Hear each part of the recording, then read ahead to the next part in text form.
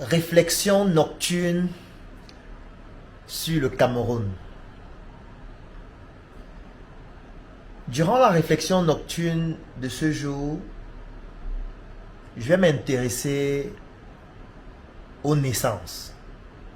Ça veut dire, dans un quartier de l'Afrique comme le Cameroun, qu'est-ce qui se passe en ce qui concerne les naissances?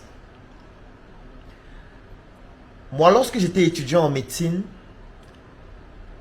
j'ai eu à effectuer des stages dans plusieurs hôpitaux. Des hôpitaux publics, des hôpitaux privés, des hôpitaux confessionnels. Même après la faculté de médecine, j'ai eu à travailler dans plusieurs hôpitaux et à collaborer avec plusieurs structures hospitalières privées, publiques et confessionnelles. Et dans la plupart de ces structures hospitalières, notamment dans les services de gynécologie ou alors dans les services de néonatologie, il y avait des registres. Ça veut dire c'était un document physique dans lequel on enregistrait des patients, par exemple au niveau du médecin qui reçoit le patient, dans lequel on enregistrait les femmes enceintes qui venaient pour accoucher. Et bien évidemment, lorsque la femme enceinte finit son travail et que l'enfant naît, il y avait des documents dans lesquels on notait les informations concernant ce nouveau-né. Si le nouveau-né avait des difficultés particulières, par exemple une infection, on envoyait l'enfant en néonatologie. Lorsque la structure hospitalière en question avait un plateau technique qui permettait de le faire, ou alors on demandait à la maman ou à la famille d'amener l'enfant dans un autre hôpital. Ce qui fait que l'enfant va quitter de cet hôpital, il va aller dans un autre hôpital où il y a le plateau technique pour prendre en charge des nouveaux-nés qui souffrent par exemple d'infections néonatales. Et dans ce nouvel hôpital, il sera pris en charge comme un nouveau patient. C'est-à-dire, l'enfant va arriver dans ce nouvel hôpital, on va demander à la famille d'acheter le carnet. Dès qu'on va acheter le carnet, on va entrer encore les informations de cet enfant dans le registre. Dès qu'on va entrer les informations de cet enfant dans le registre, il y a un médecin qui va le consulter. Ensuite, il va poser un diagnostic. Si c'est nécessaire de l'hospitaliser, on va l'hospitaliser. Ce qui fait en sorte que parfois, la maman est hospitalisée dans un hôpital A et son nouveau-né est hospitalisé dans un hôpital B. Sauf que les deux hôpitaux considèrent le nouveau-né comme deux personnes. Oui, parce que dans l'hôpital A, on a noté que l'enfant est né à 16 heures. Il s'appelle Numbissier Claudel Joël. Mais il a une infection néonatale. L'hôpital A n'a pas le plateau technique pour le prendre en charge. C'est-à-dire, l'hôpital A va demander à sa famille, envoyez-le à l'hôpital B. C'est là-bas où il y a les couveuses. C'est là-bas que vous allez retrouver des pédiatres ou des néonatologistes, des experts qui vont le prendre en charge. Ici, nous, on n'a pas de couveuse. La famille va donc transporter l'enfant dans un taxi, dans une voiture, pour l'hôpital B. L'hôpital B va recevoir l'enfant. Oui, docteur, on sort de l'hôpital A. L'enfant avait tel problème. Quand il est né, il ne respirait pas bien, etc. On nous a dit de venir ici parce que c'est ici qu'il y a les pédiatres, il y a les couveuses. D'accord. On va recevoir l'enfant, on va dire acheter le carnet. On va prendre le carnet de l'enfant. On va enregistrer l'enfant. On va prendre en charge l'enfant dans cet hôpital comme s'il s'agissait d'un deuxième nouveau-né dans le même environnement. Parce qu'au final, à la fin du mois, lorsque l'hôpital A va faire ses statistiques, l'hôpital A va dire on a reçu tel nombre de patients ce mois. Nous avons eu tel nombre d'accouchements ce mois. L'hôpital B va aussi faire ses statistiques. Nous avons reçu tel nombre de patients ce mois. Bien évidemment, l'hôpital B ne va pas dire que c'est un nouveau-né qui est né là-bas. Non. On va dire que c'est un enfant qui est venu et il avait une infection néonatale. Mais étant donné qu'il n'y a pas de connexion entre les deux hôpitaux, il n'y a pas de relation entre les deux hôpitaux, les systèmes entre les deux hôpitaux A et B ne sont pas liés, ça fait en sorte qu'on ne se rend pas compte que le nouveau-né là, qui est né dans l'hôpital A, c'est le même qui est dans l'hôpital B, hospitalisé, et qui sera dans les statistiques de l'hôpital B. C'est vrai qu'à la fin du mois, on va prendre les statistiques des naissances dans les différentes structures hospitalières habilitées à faire en sorte que les femmes accouchent. Mais moi, ce que j'ai vu dans la plupart des hôpitaux était scandaleux. Parce qu'on note ces informations dans des registres. Des registres qui parfois disparaissent. Des registres qui parfois n'ont pas les informations complètes. Des registres qui parfois ne sont pas bien entretenus. Ce qui fait en sorte que les informations parfois ne sont pas exploitables de manière optimale. Et lorsqu'on va rendre donc un rapport à la fin du mois pour dire voilà le nombre d'enfants qui naissent, c'est la plupart des fois un rapport qui est biaisé. Surtout que ce rapport prend en considération beaucoup d'autres éléments. Quand je dis beaucoup d'autres éléments, ça veut dire ce rapport prend en considération le fait que lorsque vous dites qu'il y a tel nombre d'enfants qui sont nés, on s'attend quand même à un certain chiffre d'affaires. Parce que quand les enfants naissent, il y a un certain coût que les enfants payent. Et nous-mêmes, on sait les problèmes que rencontrent la plupart des entreprises avec la comptabilité. Parce que qui dit chiffre d'affaires dit directement beaucoup d'autres implications sur le plan fiscal, sur le plan juridique, sur le plan de la réglementation, etc. Donc, ce qui fait que la plupart des fois, ces résultats sont biaisés. Les systèmes ne sont pas informatisés. Les systèmes ne sont pas connectés. Ce qui fait en sorte que, en réalité, aujourd'hui, dans une ville comme Yaoundé, personne ne peut dire exactement le nombre d'enfants qui sont nés entre 6 h du matin aujourd'hui et l'heure à laquelle je suis en train de vous parler. Personne ne peut vous dire le nombre d'enfants qui sont nés. Personne ne sait. Personne n'a ces statistiques. Personne ne peut vous dire le nombre d'enfants qui sont nés dans la ville de Yaoundé hier, c'est-à-dire le 14 septembre. Toute la journée du 14 septembre, personne ne peut vous dire que dans la ville de Yaoundé, il y a eu tel nombre de naissances avec exactitude, ou au moins avec une marge d'erreur qui est très faible. Personne ne peut le dire. Parce que les hôpitaux ne sont pas connectés.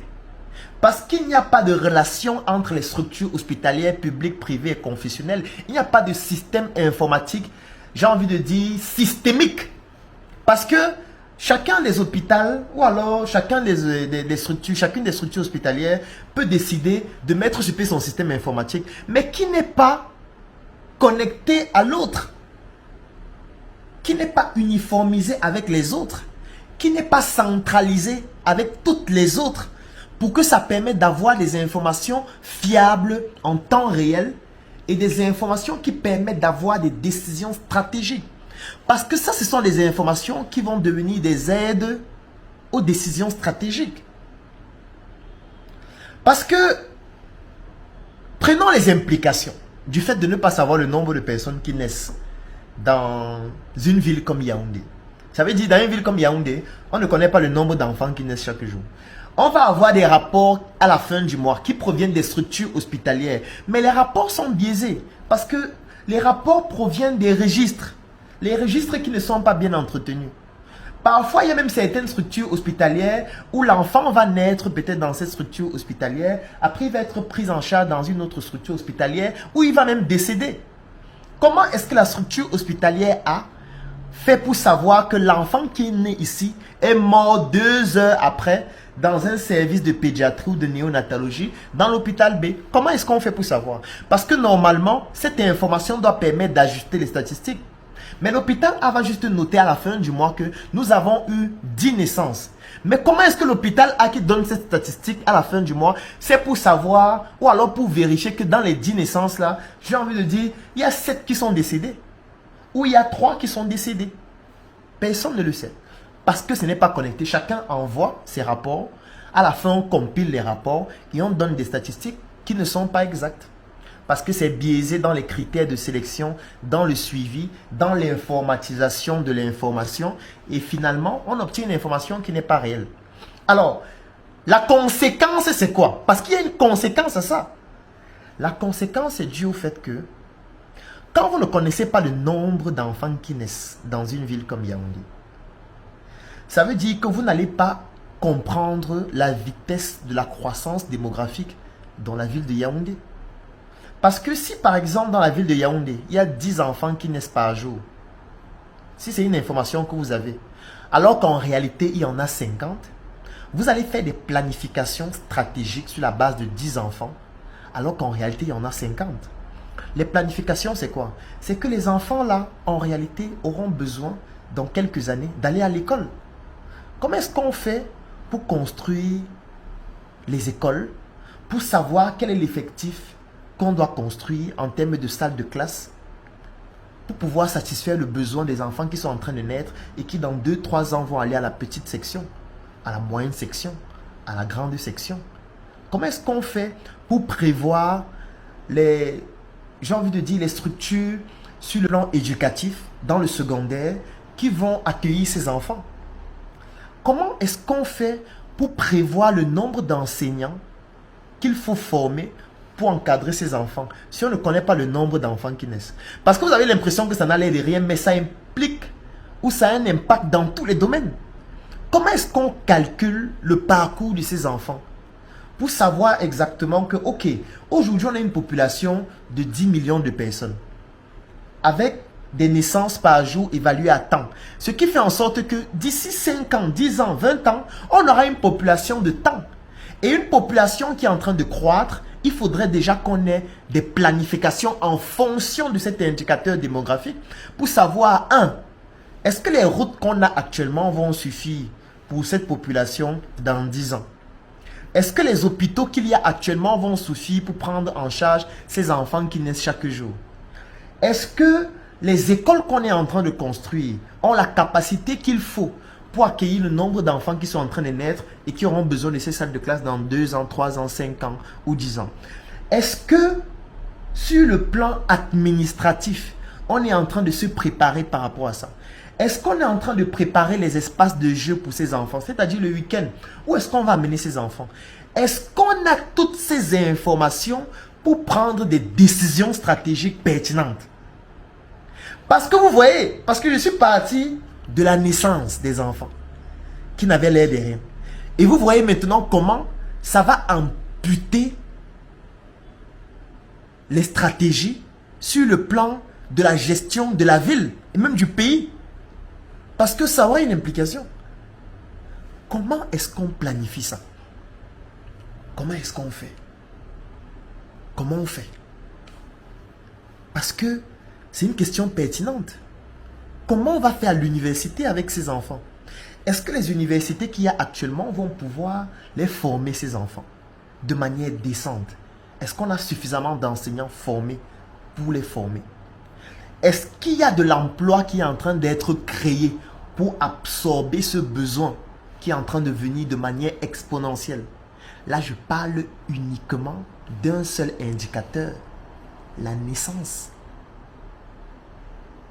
C'est un seul indicateur que j'ai pris. Vous voyez comment cet indicateur a des implications dans tout. Dans tout. Parce que toutes les planifications microéconomiques et macroéconomiques seront impactées par rapport à ce seul indicateur qui est le nombre d'enfants qui naissent dans la ville ou dans le pays. Donc vous voyez que rien que le fait de ne pas savoir le nombre d'enfants qui naissent directement, ça pose un problème dans la prise de décision. Et là, les entrepreneurs doivent s'intéresser à cette problématique. Comment faire pour résoudre ce problème? Comment faire pour mettre à la disposition des informations fiables? Parce que même les opérateurs économiques ont besoin d'avoir ce type d'informations. Si vous avez ce type d'informations, en termes de choix d'activités stratégiques à mener, ça peut vous orienter. Par exemple, à pouvoir vous lancer dans une activité qui va permettre d'absorber ce besoin sur quelques mois.